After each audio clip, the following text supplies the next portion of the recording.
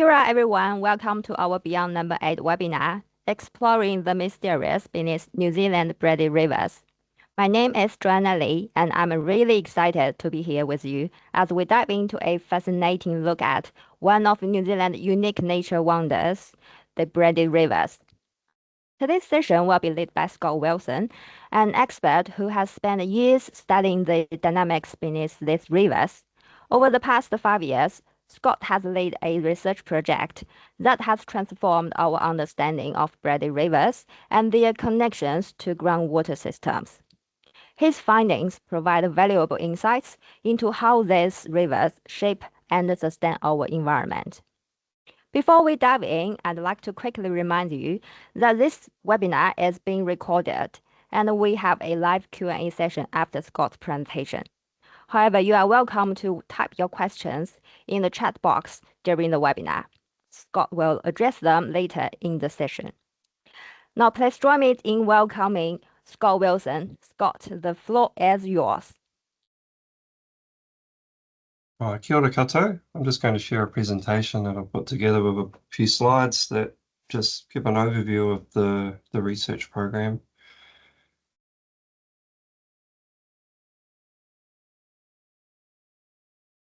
And so you should be able to see the slides now.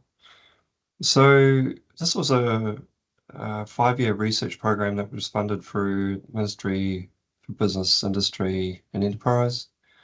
And it finished in September this year.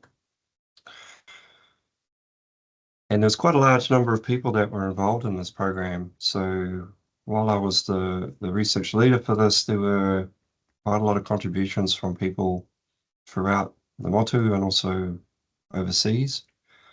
So we had contributions from Flinders University in Australia, TUD in Germany, Aarhus University in Denmark, and also throughout New Zealand, we've had contributions from Ngāti Kahungunu and Hiratonga Plains, University of Canterbury, Lincoln University, and a large contribution from NIWA, who were the real experts on braided rivers in terms of the morphology of those rivers. And so they contributed a lot of that morphological knowledge. It's quite a diverse and complex group because it's quite a complex problem and it requires having people from a lot of different backgrounds, different kinds of expertise to try and resolve the problems that we're looking at. So my background is in hydrogeology, so I'm a hydrogeologist, and we need to bring all those other aspects in geophysics, river geomorphology, and so on. We've had quite a large contribution financially and also in kind from our regional council partners, so Environment Canterbury, Marlborough District Council, and also Hawke's Bay Regional Council. So what were we trying to do? Well, we had 3 research questions which we posed. The first was trying to understand how braided rivers actually work beneath the riverbed. So they look really complex on the surface. And there's this question about how they actually interact, particularly with groundwater below the surface. So being a hydrogeologist, my interest is in that interaction between these rivers and the groundwater resource. And we've always wondered how we could actually try and firstly understand how that interaction happens, but also to quantify it. So there's a question about how we can try and represent such a complex system in a regional scale hydrological model. So that was the second question that we posed, was is there a way that we can simplify their complexity to be able to represent them properly in that kind of model? And then the third question that we posed was, what kind of impact is river management having on river losses? So in this country for a very long time, rivers have been managed primarily for flood protection, which is good. But there's a question about what that particular kind of management for flood protection has had on the water balance. And in particular, we're looking at whether the rate of recharge from these rivers to groundwater has changed as a result of those management interventions.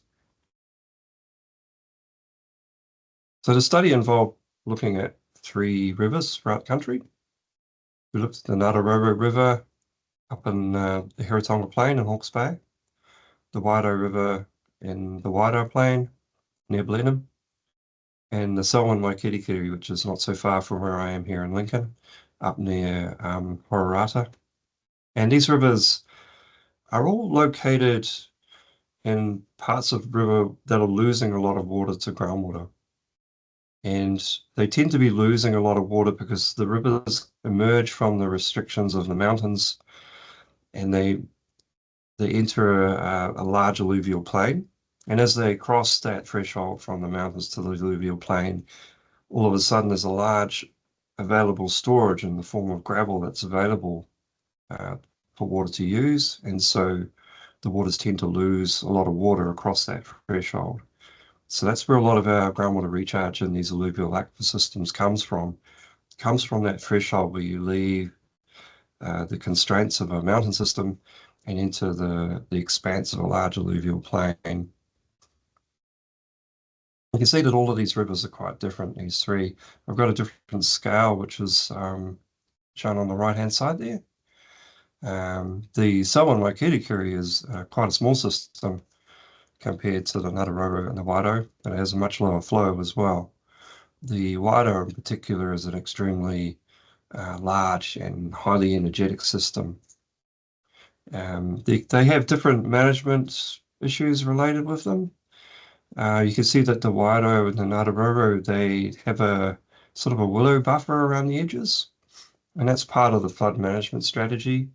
So those sort of quite clean gravel corridors that you can see in those 2 aerial photos, that's actually caused by the river being trained to stay within that conveyance channel for most of its flow. And stop banks are set back at some distance from the berms just to avoid water overtopping the river system and entering the plains and flooding everybody at higher flows. The Selwyn Waikirikiri is a little bit different. It's essentially unmanaged for flood protection in this particular reach. And one of the big issues there is there's been a lot of weed growth.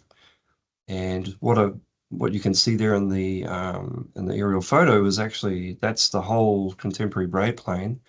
But because of the weed growth, the river can't easily use that whole contemporary braid plain, and so it tends to be restricted to quite a small area. So the river's lost a lot of mobility just from the mere fact that it can't easily erode all of the gravel that's available to it because of that weed growth. So they all have quite different issues related to them. The motivation behind this study was really that we're seeing some long-term declines in groundwater levels in different parts of the country. This is a graph showing the groundwater levels, historic groundwater levels in the Waido system at the bottom in red, and the substation well for the Heritonga Plains in blue at the top. And you kind of see that the trends of both of those groundwater levels are decreasing over time from 1980 through to the present day. There's just this long-term trend of declining groundwater levels. Another thing that you might be able to pick out in those graphs is that the fluctuation, the annual fluctuation in groundwater levels is also increasing a little bit over time. And I have some explanations for that as well. So in the Heritonga Plains at this particular long-term monitoring site, we're seeing almost a meter of decline in groundwater levels since the 1970s, 1980s. At Rats Road in the wider aquifer, we're seeing a little bit less, maybe up to 0.7 meter reduction in groundwater levels. And this is quite a problem for water management because if you want to try and set allocation thresholds on an aquifer, you actually do need a degree of stability, because if you don't have that stability, you end up having a shrinking resource. So it's very difficult to set an allocation limit or a threshold based on a shrinking resource So the key here is to try and work out what the driver is for that long-term decline. We know from previous work that it's not pumping, or at least not entirely pumping. And so our suspicion is that it had something to do with the way the river was recharging aquifer systems. And so if we can stabilize that, then it's going to make groundwater allocation much more tenable in the future. So the situation is that these aquifer systems are primarily recharged by these rivers. In the wider aquifer in particular, the river contributes sort of almost 100% of the water for that system. The contribution from rainfall is very, very small, less than 5% on an annual basis, more like maybe 2%. In the Heretaunga Plains, the contribution from the river to the aquifer is about 75%. And so it's that river, that small section of river that we're looking at, which is only about 3 or 4 kilometers long, is providing about 3/4 of the water to the Heretaunga Plains. So we're looking at really, really large amounts of recharge from these big rivers. And the thing is that the recharge to these aquifers maintain storage within those gravel systems, and that's where the water comes for the spring-fed streams, and they tend to be the point of environmental concern. So in particular, if you think about the wider aquifer, that's providing water to Spring Creek, which is a highly valued spring flow system. And so if you start to lose groundwater recharge, then the flow in those spring systems is going to start reducing. It also has a part to play in preventing saline water increase along the coast. So fresh water is actually keeping the salt water at bay. And if we start to drop groundwater levels in the aquifer, then we start to see seawater coming in. Some other things is that this is a major gravel extraction reach in both the Ngātaroa and the Wairoa systems, and we're seeing a drop in riverbed elevations. I'll talk a little bit more about that. But we're also seeing historically a large narrowing of these rivers, and they've been narrowed by about half of their natural width through river engineering that occurred in the 50s, 60s, 70s, and 80s. And so that's just an aerial photo there of the Wairoa system from 1948, and you can see how much it's been narrowed to the present day. So the key conceptual findings from our work, firstly, is that braided rivers have their own distinct groundwater system, and it's formed by the movement of bed sediments during flooding. So you get a flood flow. What happens is that flood flow, it mobilizes the sediments in the bed, loosens them up, and it winnows out the fines. So you get left of a lag deposit that's extremely high permeability and also has a high storage component compared to the surrounding sediments. We think that braided rivers should be considered as a river system. So that's comprising river channels, the gravel bed, and also the water stored within those gravel beds. So we kind of have this concept of a braid plain aquifer, which is part of the river system. So we don't think of the river as just a river. It's more of a river system it's bigger than the individual threads that you can see, the individual braids that you can see on the surface. These river systems can be hydraulically perched above the regional water table, or they can be hydraulically connected to it. And that has quite a big bearing on how river management affects groundwater surface water interaction or groundwater recharge. So that particular setting, whether you have a hydraulically perched or a hydraulically connected one, makes a big difference, and I'll illustrate that soon. The Wairoa system, for example, is hydraulically connected to the regional groundwater system, and in this case, recharge to groundwater is dynamic and depends on the differences in head between the river system and the regional aquifer. So we did a lot of field work, and a huge amount of field work, and we've drilled a lot of core. We did a lot of rotary drilling as well, which is a cheap, quick drilling method, and we put in a lot of monitoring sensors for water pressure and also temperature. We also put in fiber optic cables, and we did quite a lot of geophysics. So we sort of set up, if you like, outdoor laboratories in these 3 river sites. This is just a bit of an illustration of some of the data we've collected. So the coring has produced some nice tubes of gravel, which you can see on the left-hand side there. And I've shown how those change with depth. And the graph on the right, you can see that's depth on the y-axis.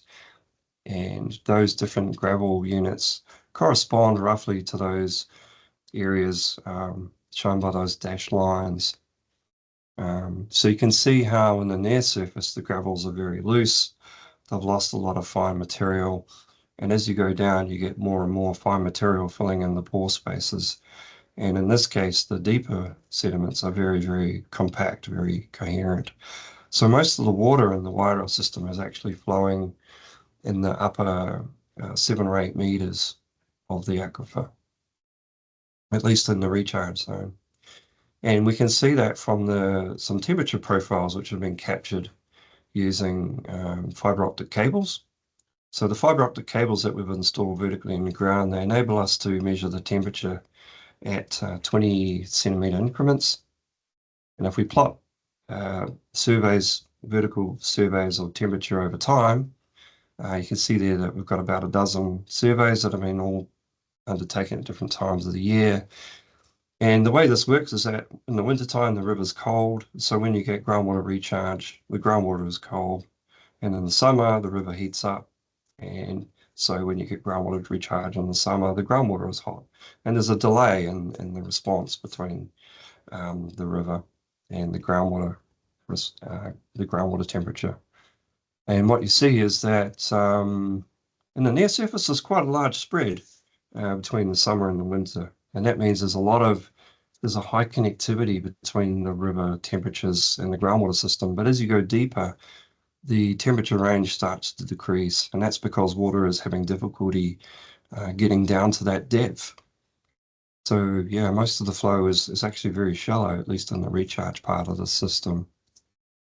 And that's because it's controlled by that difference in the gravels, the more permeable gravels being up near the very near surface. So the vertical flow in this particular case is 10 to 100 times slower than the lateral flow. We've also done some things like geophysics. So if we put an electric current across a cable, we can measure the potential difference between different electrodes. And we get a map of the resistivity of the subsurface. So this is just a map showing those same sediments and the sort of resistivity pattern that you see with depth. So we've got elevation on the y-axis and the distance along the transectors on the x. And in this case, we're actually crossing a river braid, which you can see here. It's shown in that dark blue in the near surface. The unsaturated material is red, and that's because it's very high resistivity. And the river braid is quite low resistivity, or it's more conductive, so it's showing up as being dark blue. And then we can see those braid plain gravels underneath. They're kind of moderate resistivity. And then we get into those more cohesive sediments with more fine material underneath, and that's quite low resistivity or more conductive again. So we can see that same structure that we saw in our fiber optic cables using another type of survey method here. So what we're really seeing here, if we put this together, is we're seeing a situation where we have this braid plain aquifer, which is essentially a trough within the active braid plain of quite loose and highly permeable gravels. And I've shown that in this diagram here. That's that blue area. And the river braids are interacting with that reservoir in different ways. And then beneath that, in this particular setting, there's a low permeability horizon that's at the bottom of that high permeability braid plain aquifer system. And we've got water leaking vertically down to a water table, which is at some depth below that. And we have a variably saturated or unsaturated zone in between And this is the case in a lot of Canterbury rivers. So this is what we actually find in the Selwyn Waikirikiri.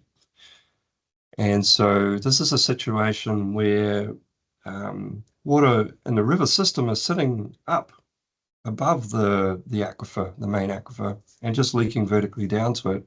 So the leakage rate, because it's vertical, the leakage rate is determined by the width of that river system. So if you've got a really wide river system, then it would leak more water than if the river system was very narrow.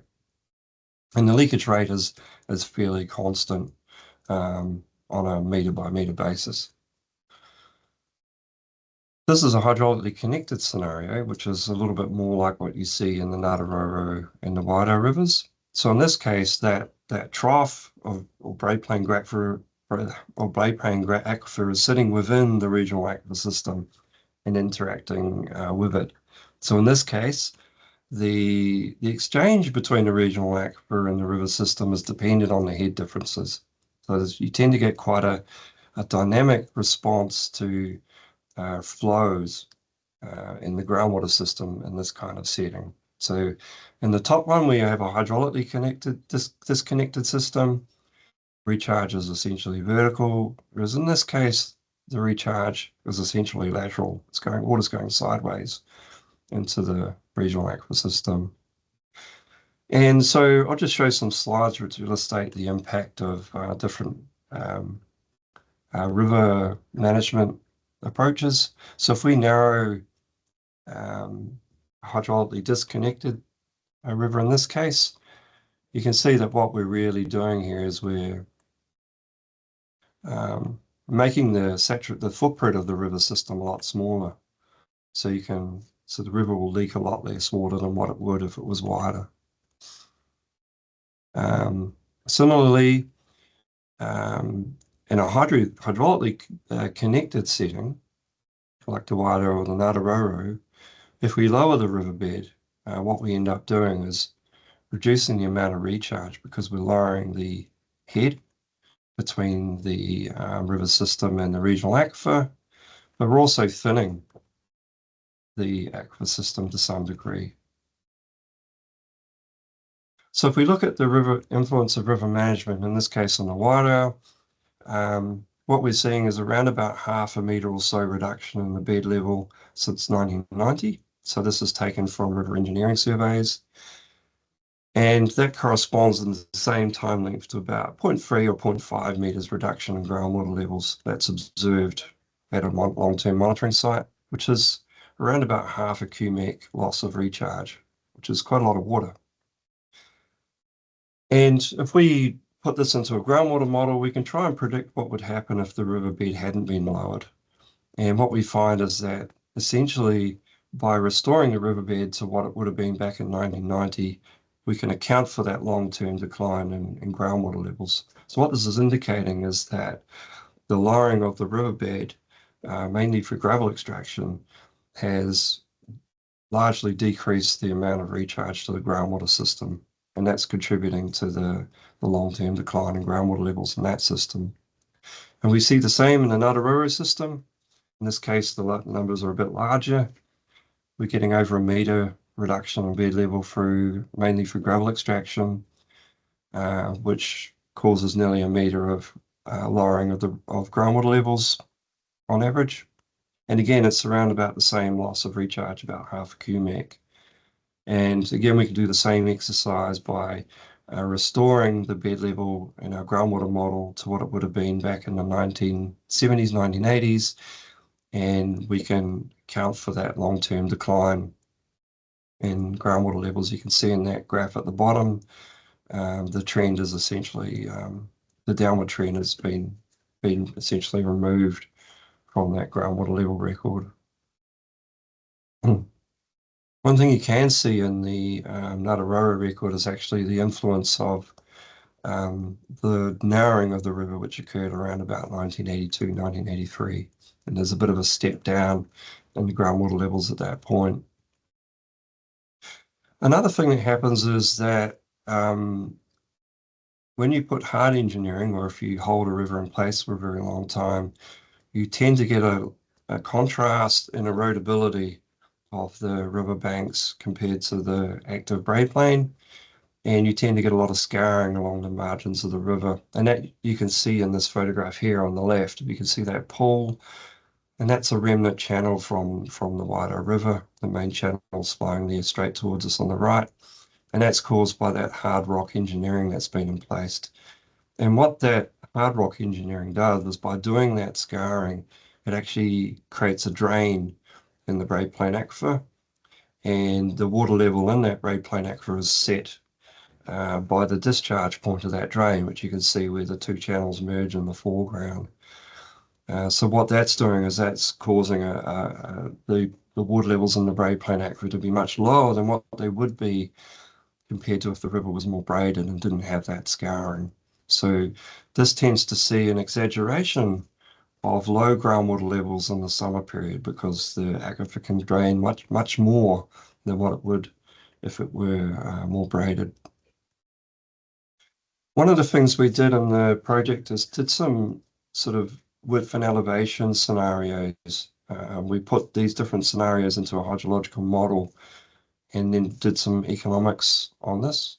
So we thought, well, what would happen if we raised the bed by 1/2 meter or lowered the bed by 1/2 meter? And then we tried changing the width for the rivers to see what that would do as well. So we had a widening, which was either moderate or aspirational in its width. And then we looked at the model response in terms of river loss rate, groundwater levels, and also flow in the case of Spring Creek.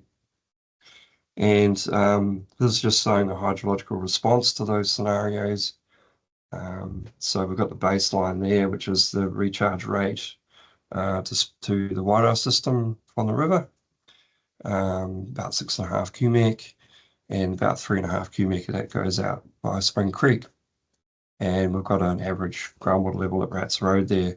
So if we start to raise and lower the bed, we can see the changes from that baseline. Lowering the bed further would decrease the recharge by another 1/2 cubic if we lowered it by 1/2 cubic, and likewise it would raise the recharge rate if we raise the bed by 0.5 of a meter. Widening in this case doesn't make a huge difference to the recharge rate because this is a system which is hydraulically connected.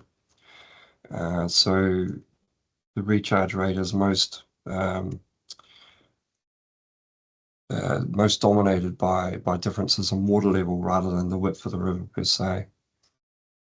Although widening of the river does have other benefits, which are not covered by this modeling. So if we take these scenarios and put them into an economic model, we looked at market and non-market values. And what we found is that when we widen the rivers, even though they don't have a great benefit to groundwater recharge, they have a small benefit to groundwater recharge, there are still positive benefits for market and non-market values. And by market values, I mean all of the things that can be costed. So those are things like the value of irrigation, the cost of stop banks, the cost of all of the river infrastructure, and also things like the value for irrigation, the value of land, all those sorts of things, the value of gravel. And the non-market values are things which are outside of the economic system. So those are things like recreational value and various kinds of ecological value like habitat and bird habitat, fish habitat, things like that. So what we found is that by widening a river, we end up getting a gravel windfall for extractors because we're creating a bit of extra gravel to be taken that's on the berms, and that and this widening can be achieved within the existing stop bank limits, and that's positive for both market and non-market values. If we raise the bed, again, we still get positive benefits for market and non-market values, but there's a big cost here that comes in the reduced supply of gravel for extraction. But that tends to be offset by the environmental and cultural benefits that are gained. If we continue lowering riverbeds, we get negative benefits for market and non-market values, and that comes mainly in the cost in terms of a loss of security of supply for irrigators. And you also get a loss of head water flow and recession in springs. There's some local significances, which I'll just talk about briefly for each site. In the Wairau system, so we've got a hydraulically connected river system. So recharge in this case is mainly controlled by river elevation. If you drop the riverbed, you decrease the recharge rate to the aquifer. And so that's what's causing this long-term decline in groundwater levels there. The river was quite highly engineered by bed narrowing in the 1960s, and the drop in the bed elevation has come after that, mainly through gravel extraction. And in some places, the riverbed's been lowered into clay-bound sediments in the upper part of the plains, so that's reducing the recharge rate even further. In the Ngātaroru system, this is hydraulically disconnected in the upper section, but it becomes connected as you move away from Roy's Hill. And recharge is controlled by width in the upper section and bed elevation in the lower section. And again, we're seeing a long-term decline in groundwater levels, but there's that obvious step down when the river was narrowed back in the 1980s. So in Waikirikiri, this is hydraulically disconnected, and recharge is controlled by river width and limited by the underlying low permeability sediments. This river is ephemeral, and we've developed a method to determine losses using satellite photos, so we can work out the recharge rate in that system. The river is fairly unmodified, but as a result, there's quite a lot of weed growth and bed incision caused by that weed growth. I'll just summarize what we found. So braided rivers have a braid plain aquifer and are best considered as a river system. River system can be perched above the regional aquifer or connected to it. In connected settings, changing the bed levels changes groundwater levels. And historic records and modeling indicate that lowering the bed level has, in the two rivers that we studied, the Ngātaroru and the Wairau, reduced groundwater recharge by around about 500 litres a second, or half a cubic. Braiding distributes more evenly across the braid plane and promotes higher groundwater levels in the braid plane aquifer, and that promotes more groundwater recharge. Channelization, by contrast, increases water level fluctuations in the braid plane aquifer, and scouring really compounds that. So we get particularly low groundwater levels in the braid plane aquifer during summer. And that's causing that long-term increase in amplitude in the groundwater levels that we're seeing over time. The gravel layer beneath the river is very, very thin. It's only 2-3 meters thick. And continued lowering of the bed can have a negative impact on market and non-market values. Whereas raising or widening of the bed can have a positive market and non-market benefit. So tēnā koe, I'd just like to thank the funders for this EMB, and also Marlborough District Council, ECAN, and Hawke's Bay Regional Council for co-funding. I'll stop sharing. Thank you very much, Scott. And so, any questions online? If you want to ask a question to Scott, please unmute yourself first.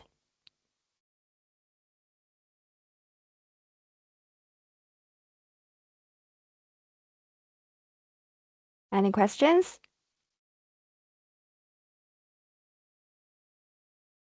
Oh, seems the presentation is really informative. People have no questions. Actually, I have some from myself. Oh, it's Mike. I can't unmute. Hi, Mike. There is on top of your screen, they have a icon saying camera and mic, and just click, uncheck the mic, and you will unmute.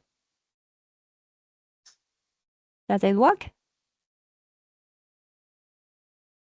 Or if it doesn't work, could you type your questions in the chat box?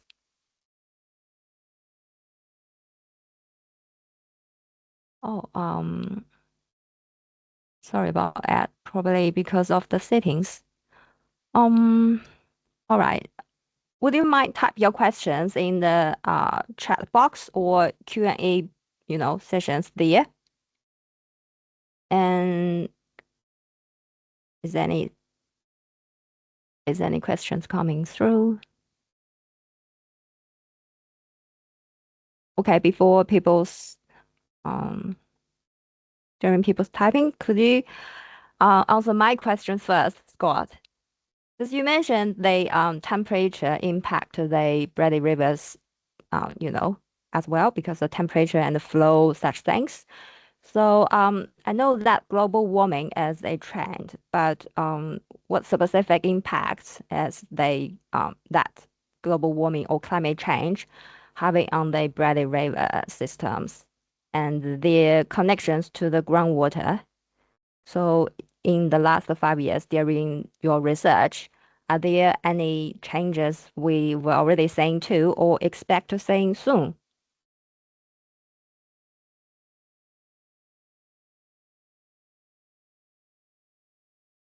Scott, Sorry, there we yeah. go. I was muted. Yeah, it's difficult to know because a lot of those processes are really long term. And the main one that will be affected by climate change will actually be the nature of gravel movement. And so it's the replenishment of that gravel within the bed. Don't really know how that's going to play out. But in terms of the flow and the temperature, obviously the flow is going to become more extreme during high flow events, which could potentially move more gravel. But then if those events are less frequent, then we won't be moving so much gravel. And the size of that braid plane aquifer is very much dependent. It's a reflection of the magnitude or the energy that the river has to mobilize gravel. So the river has a lot of energy concentrated within that active braid plane, then the braid plane aquifer would be quite thick. In terms of temperature, that braid plane aquifer is really attenuating the temperature in the river system because it's that gravel which is cooling it. So I don't actually think that climate change will have as big an effect as what river management is having on both flow and temperature. But that's about all I could say at this point. Okay, thank you very much. Yeah, I just discovered I can enable your mic, specifically. So please raise your hand if you have questions, and I can unmute yours. There comes a question. Can we consider braided plain aquifer as hydrogeologic zone for Braided River? Yeah, I'm going to give a talk about this at Hydrosoc this year at the conference. The notion of a hybrid exchange is one that depends on whether you're looking at it from a biological, hydrological, or some other type of context. It's actually a bit vague. What we're seeing in these types of systems is more what I call parafluvial exchange. So the flow within that braid plane aquifer is predominantly subparallel to the river system. Yeah, and I basically think about it more as parafluvial flow or parafluvial exchange rather than hyporheic as such, which I consider being much smaller scale. Probably about all I can say about that at this point. Okay. What else? Does people have any questions?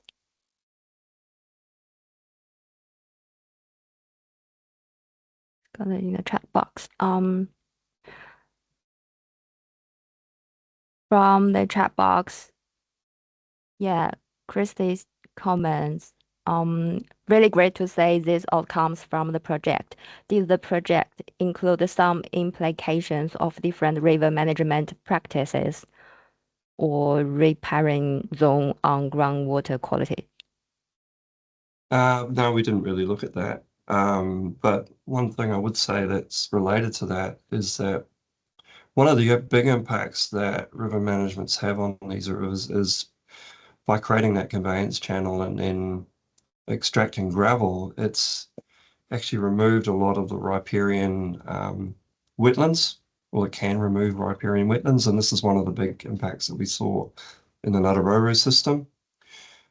Before the river engineers started creating that flood conveyance channel, there was a lot of riparian wetland which the river used.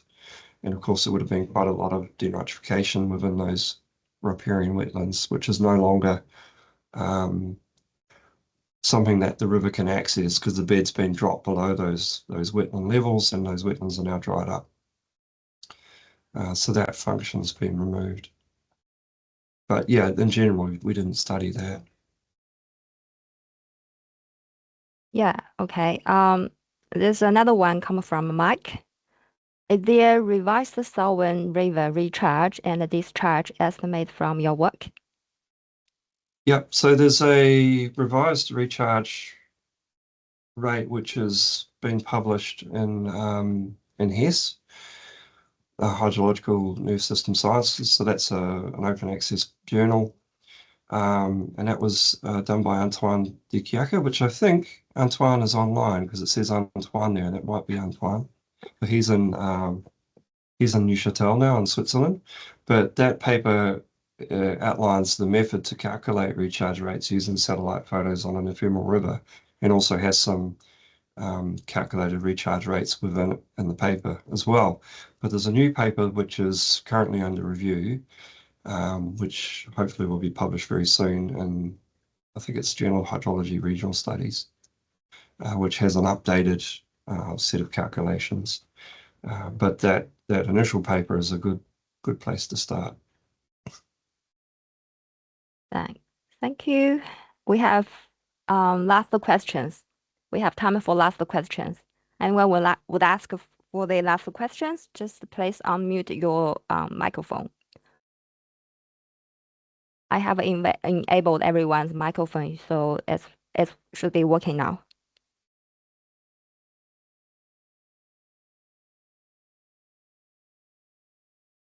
If there's no questions, we would like to end coming to the end of the webinar. So thank you very much, Scott, for sharing such insightful findings, and thank you to everyone for attending today's webinar.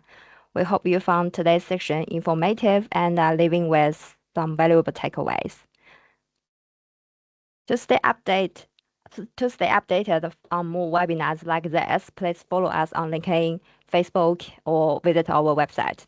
Thanks again, and we look forward to seeing you at future events. Have a nice day. Bye-bye. Thanks. Bye.